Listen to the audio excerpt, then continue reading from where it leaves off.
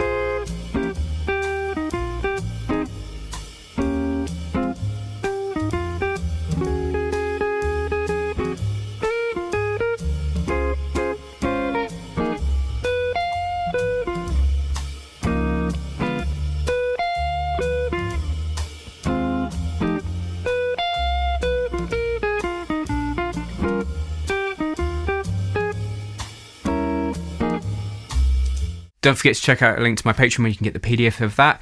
But if you've not learned the chords and a bit more about the background to this song and the harmony, I'll put my lesson up on the screen so you can do that. If you have any questions, you leave them below. Don't forget jazz guitar lessons here every Monday. Until next time, you take care.